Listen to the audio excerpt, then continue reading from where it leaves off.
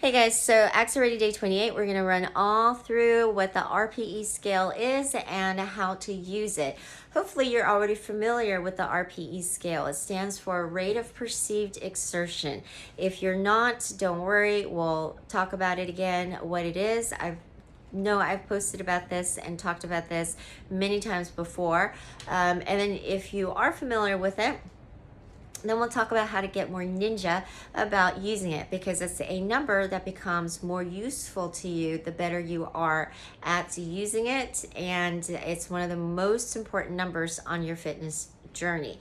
Now, I already have a whole write-up about this. Again, I did this a long time ago, but I've put that document in the Google Drive. The link is in my profile. I also have in there a second document having to do with the R.P.E scale, which is size for you to cut out, index card size, so that you could put it inside your notebook or tape it up somewhere, carry it with you. I like to usually have this laminated to hand out because I'm nerdy like that.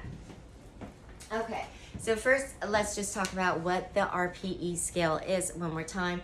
Rate of perceived exertion. Perceived is your key word, meaning it is a subjective number. It's a subjective judgment by you, for you, of you, okay? Exertion refers to effort, and this is the magic word here in terms of effort is usually what separates progress and no progress, or slow progress or fast progress, and people's ability to really judge their efforts. Okay, so that's why the rate of perceived exertion is so important. It translates directly into your progress or lack thereof. The rate of perceived exertion is a scale of 1 to 10, at least the one that I've been using for decades. I like to keep things simple. The R.P.E scales that go from 1 through 15, a little bit more sciencey, a little bit more detailed, a little bit geared towards athletes who are really into, shaving off seconds. Drives me crazy. No, we're going to keep it simple and go 1 to 10. Now, this 1 to 10 scale, I'm going to read to you what I actually have in the write-up, because it's fun and you could get an understanding of what these numbers mean, and then we'll talk about how it relates to your target heart rate. So, level 1 on the R.P.E scale means I'm watching TV and eating bonbons. Bonbons are little ice creams, if you guys are younger than I am. That was popular when I was in high school. Okay, level 2, I'm comfortable and could maintain this pace all day long. Level 3, I'm still comfortable, but I'm breathing a bit harder. Level 4, I'm sweating a little but feel good and can carry on a conversation effortlessly. Level 5, I'm just above comfortable. I'm sweating more and can still talk easily. Level 6, I can still talk but am slightly breathless. Level 7, I can still talk but I don't really want to. I'm sweating like a pig. Level 8, I can grunt in response to your questions and can only keep this pace for a short period of time. Level 9, I am probably going to die. Level 10, I am dead. Obviously, you don't want to stay in level 10 or 1, but if you hit level 10 where you are dead, don't worry, it's okay. You will come back to life, I promise you. So you notice that there's a lot of gauging with the ability to talk. Okay, so that is another very, very simple way, the talk test, to figure out how difficult something is for you. If you're labored in talking, that's a pretty good indication if you can't talk versus if you could talk really easily. It's a very good indication of how hard an exercise is for you, and therefore your efforts. But the rate of perceived exertion is actually a little bit more detailed and better than that. Now, how this translates into your target heart rate. Again, to keep things as simple as possible, you can think of these numbers 1 through 10 as corresponding to your target heart rate, and therefore your max heart rate. So that chart, which is also in the in the Google Drive, because we already talked about this, the target heart rate before. If you haven't printed it out, you can do so at the same time, because those two numbers are very tied together and both will come in really handy. But if you consider your max heart rate, so whatever that is for your age and sex, whatever is your max heart rate would be 10, and your 10% would be 1, 20% would be 2, and so on.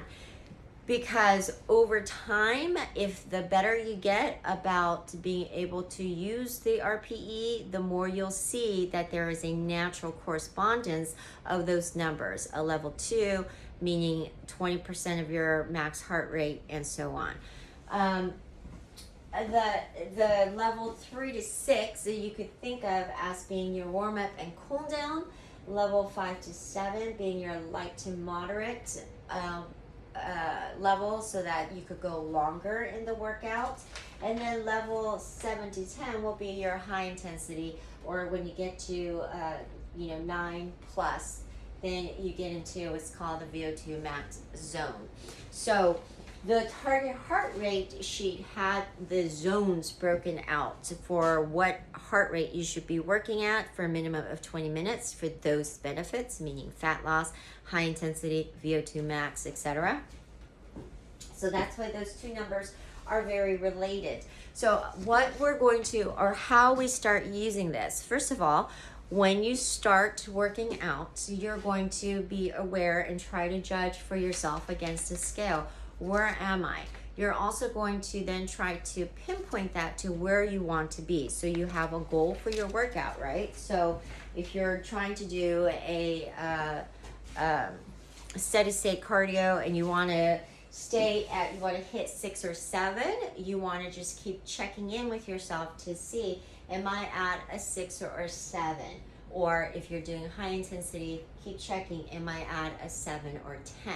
So here is where you become ninja at this. So first you could just say, yeah, I think I'm at a 7. Yeah, I think I'm at a 10. Even that is a big step for a lot of people, because people aren't used to judging effort. They think as soon as your heart rate starts going up, as soon as you start sweating, as soon as something feels difficult, that means you're putting in effort. Not the case, right? So first you get familiar with doing that though, and then you get familiar with seeing if you can hit your target rate of perceived exertion and stay there. And so every time you think, oh, this exercise is a difficult one for me, well, double check. Okay, you may think that the exercise is difficult, but is it really? Are you really at a level 7, or can you actually push yourself to go to a level 7? Okay, so that's the second level of how to use this. Now the third level is where you become pretty good about judging, like you become familiar with your ability to hit a level 7 or hit a level 8, or oh, I hit level 9 today, but then I had to jump back down to a level 6 because that became too difficult to sustain. So then you become even more familiar with where you stand. So what will happen then is that it will follow your actual fitness level, meaning if something was a level 7 for you before, like the same exercise, so the R.P.E number is fixed, right? The meaning of that number is fixed. Your level and the exercise is what is going to differ against that fixed number. So you might find that it used to be whenever I did 10 push-ups in a row, that was like, woo, level 8 for me. It might be down the road, you do the 10, 15 push-ups and you realize, hey, this is only a level 5. So now you're seeing the difference in the progress. So now in order for you to remain or hit level 7, you're going to have to put in the exercises that scale up. In order to do that, you will have to increase the intensity, increase your level of effort. Now, the interesting thing about judging effort, as I told you, this is where we have this dividing line. So here's the thing, and if you are doing a let's say you're doing a program or you do a class or you did an activity and you're judging your fitness activity in terms of, I did this activity for this amount of time, but you're not factoring in your RPE, that could really be where you're losing out a huge chunk of the actual benefits of doing that, because you could go into a cycling class for an hour and the title of the class is the same. It could be intermediate, advanced, whatever. You go through the same number of time as everybody else did, but if you did not reach your RPE, meaning did you really engage your abs, did you really pump your feet, and get your heart rate up and get your effort in, then that's where you start to wonder, right? Well, I'm doing an hour, I'm doing 5 hours in the gym, and how come I'm not seeing the effort, or how come somebody else is gaining more benefits than I am? It's because you're not using the RPE in order to help you judge your level, okay? So this is where this number becomes a super helpful and important, and then you'll see over time, like I said, how your RPE will then start to correspond very nicely to your target heart rate. So if you are using a heart rate monitor, if you check it periodically, you should be able to see if your actual heart rate starts matching up to your perception of effort. That means you're becoming more ninja. That means you're becoming more familiar with how to use this number.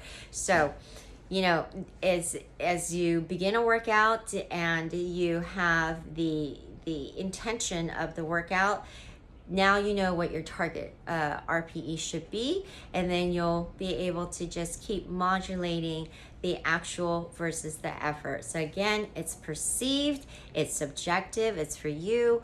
The same exercise could be a RPE of 9 for you and an RPE of 1 for another person, okay?